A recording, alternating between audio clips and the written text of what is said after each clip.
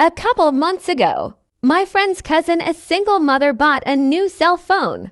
After a long day of work, she came home, placed her phone on the counter, and watched TV. Her son came to her and asked if he could play with her new phone. She told him not to call anyone or mess with text messages, and he agreed at around 11:20. She was drowsy, so around 11:20. She was drowsy, so she decided to tuck her son in and go to bed. She walked to his room and saw that he wasn't there. She then ran over to her room to find him sleeping on her bed with the phone in his hand. From relieved, she picked her phone back up from his hand to inspect it.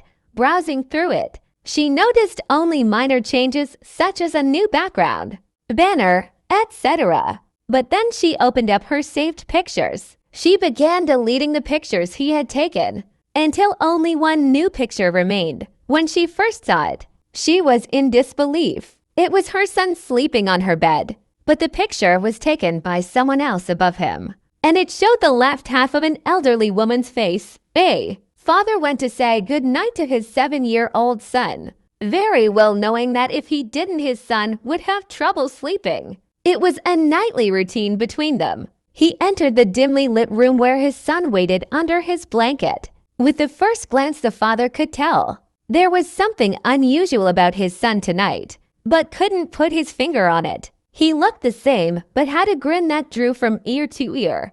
"You okay, buddy?" the father asked. The son nodded, still with the grin, before saying, "Daddy, check for monsters under my bed."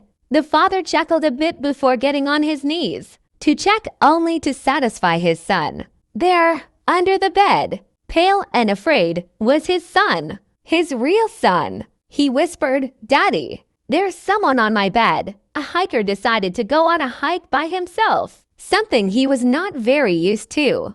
The whole day was normal. Trees and bushes engulfed his surroundings. He enjoyed being outdoors in the mountains. Nothing seemed strange to him.